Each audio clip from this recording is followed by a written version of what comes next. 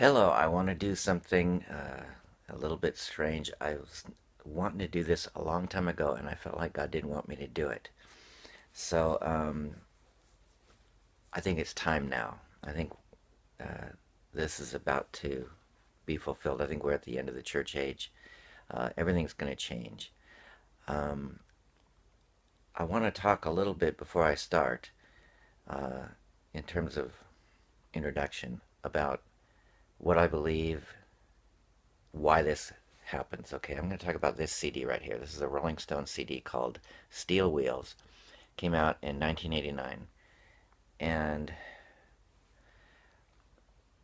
something that I heard a long time ago, in fact, the Rolling Stones were the first band I ever heard this said about, is that they claimed that they didn't really write a lot of their own songs.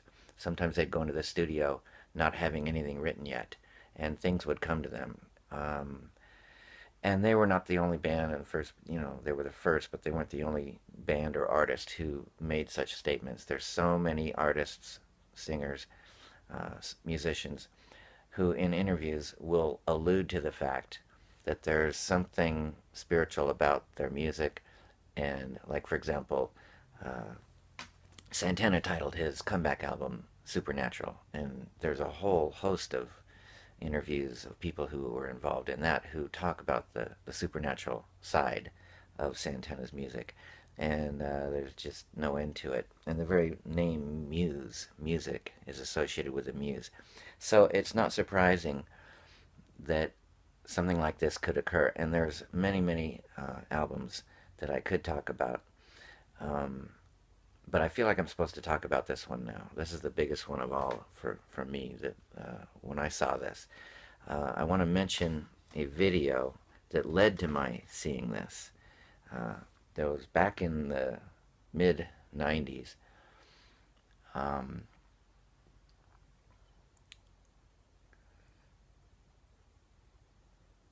yeah, it was the mid 90s. Uh, I came across a video. I attended a preparedness expo, it was called. And there was a guy there selling everybody. There's millions of booths selling different videos and information, all to do with preparing for the inevitable bad times to come type thing. It was before there even was such a phrase of preppers. Now we have, preppers who prepare for the bad, times to come and whatnot. End of the world, apocalyptic type thing, and there's so many movies on the subject. It's become common phrase, phraseology. But this was way before then, and I happened to get on some mailing list or something, so I heard about this expo. It was at the same place where they now have the county fair going. This is big old uh, halls and exhibit halls and stuff, and everything there had to do with preparing for what was coming and the encroachment on our freedoms and all this sort of thing. Well, one of the things I obtained was a video. It was a two VHS. Back in those days, it was still on VHS, way before DVDs, and it was on two VHS tapes, on the high speed. So it was 2 hours each tape. It was 4 hours long. A video of a guy called Al Neal, Alneal, and he was talking about subliminal mind control way before anyone else was talking about this, and how there are subliminals in advertising, in print ads and magazines, and in television ads and radio ads and so forth. And he shows you example after example in this presentation. He's in front of a small crowd, a small gathering of people watching him show these ads on a screen. You can watch that same video. Somebody has it up on YouTube, the entire 4 hours, the same video I had obtained at this expo. Um, is up there, but they're calling it. It was originally called Subliminal Mind Control. It's the video on YouTube is being titled Al Neal, Ads and the Occult. So if you're interested, you could see the video that led to my discovering this. Because after I watched that video, I watched it numerous times. I had gotten all kinds of materials from going to this preparedness expo, um, but this one really influenced me a lot. There's just so much information. I had to watch it numerous times to be able to absorb all that was there. And so one day, after having watched it for the umpteenth time, I felt very strongly impressed to get this CD down. I didn't know why. I thought I just wanted to listen to it. And as I got it down, I also happened to get down this CD. It's called Flashpoint, Rolling Stones. It's a live CD. Um, and one of the things that I noticed right away that was very interesting to me, Al Neal talks about how some major global corporations have been moving at that time. We're moving into a building in New York City called the Top of the Sixes, which was located at 666 Fifth Avenue, New York. So I got this CD down, and I just started looking at it, and I noticed it's associated with a company. I don't know if you could see this. That's located at, where is it? It's not focusing. It says 666 Fifth Avenue, New York.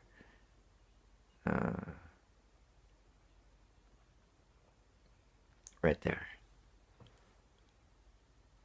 I don't know if it's going to focus, but anyway, I thought, wow, that's pretty interesting. So that's not where this one is from, but I started listening to this CD, and then I started looking at the songs, and I became intrigued with the very first words of the very first song called, it's hard to read it on here, it's called Sad, Sad, Sad, okay? See if you could see the song titles on this. I guess not. I'm going to read them to you. Here's the names of the songs. Sad, Sad, Sad, Mixed Emotions, Terrifying, Hold On to Your Hat, Hearts for Sale, Blinded by Love, Rock in a Hard Place, Can't Be Seen, Almost Hear You Sigh, Continental Drift, Break the Spell, and Slipping Away. Those are the songs on the Rolling Stones Steel Wheels CD. I prepared an article about this a long time ago, and I'm going to go ahead and just start reading from it because everything I want to say is pretty much contained in this. So here's the way this goes. I was given this insight back in 1999 in a very interesting way that I believe was completely from the Holy Spirit. I'd been learning of the subtle ways that Satan uses subliminal messages in the media and entertainment to communicate various ideas. Having just finished watching again a video on the subject, I became impressed strongly to look, and that's the video I was just talking about. I became impressed strongly to look closely at a particular compact disc by the Rolling Stones called Steel Wheels. After careful consideration as to what it might be about, in any collective way, I was astonished to realize that the entire album seems to describe the tribulation period in order and with details that seem prophetic. Each song conveys further aspects of what will be going on during that terrible time of trial on earth, especially as relates to the Christians that are here after the rapture, who refuse to take the mark and participate in the New World Order. So, I go into discussing each of the songs in order, but I want to say something just before I go any further.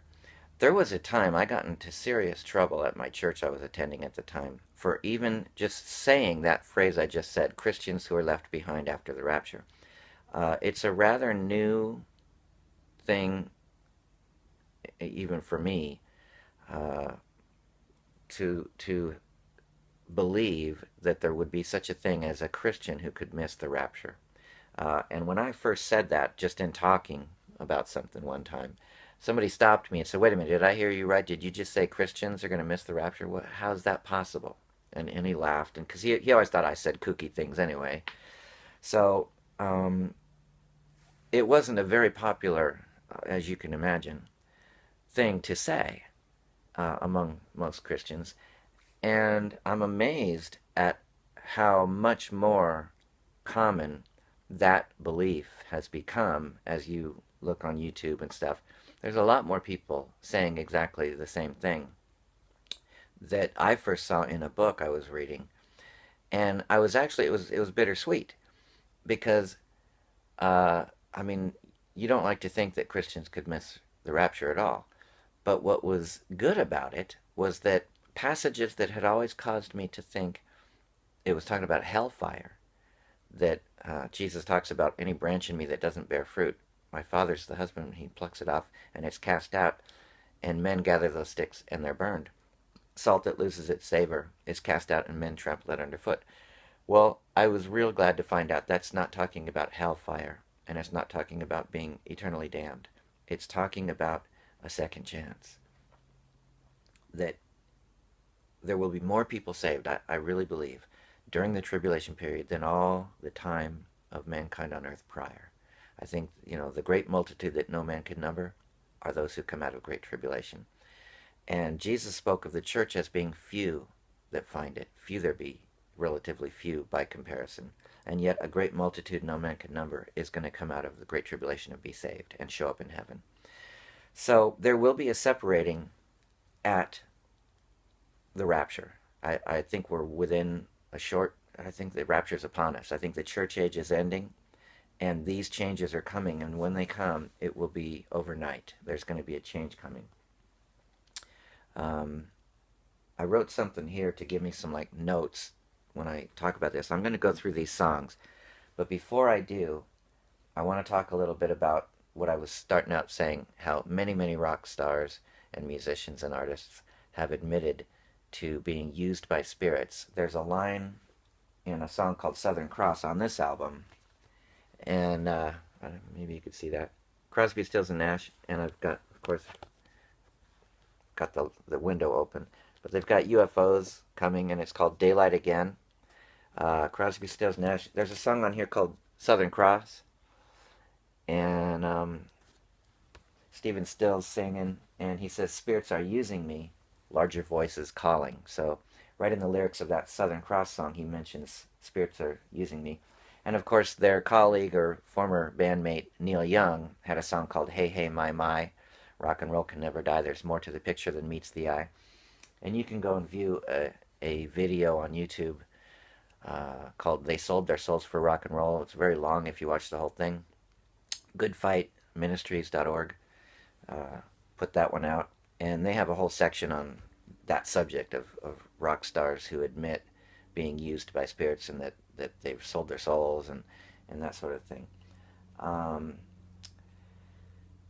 So,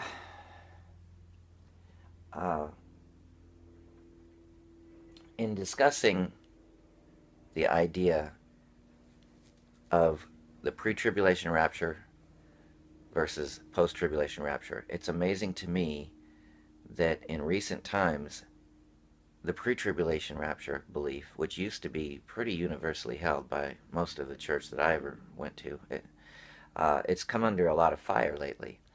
And it turns out that Jesus seemed to anticipate that in his messages to the churches, which I believe he's given to the church of all ages, but especially it's so critical that we pay attention to those messages right now. So I'm going to just start reading some of my notes here.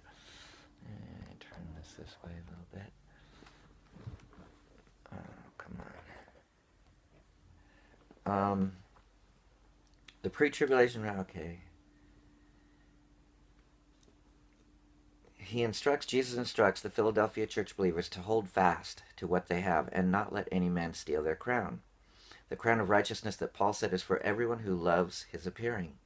And Hebrews 9 says, to them which look for him will he appear the second time without sin unto salvation. So it's not just, we know at the end he's coming and every eye will see him and the tribes of the earth mourn. But there's that verse that says, to them who look for him will he appear. So that's already a contradiction. Let me get some of this junk out of the way in the background, distracting us, There are some pre-tribulation position believers who teach that when the pre-tribulation rapture happens, every Christian will be going regardless of whether they even believe in the pre-trib rapture or not. I heard Chuck Missler, for example, teaching on the rapture in front of a live audience, and he said, for those of you Christians who don't hold to a pre-trib rapture view, that's okay. The rest of us will explain it to you on the way up. And he was kind of being lighthearted, and everybody laughed. But I wonder if that's really going to be the case. I think that if you're not looking for him, you're not going to be ready to go. and I think the wise and foolish virgins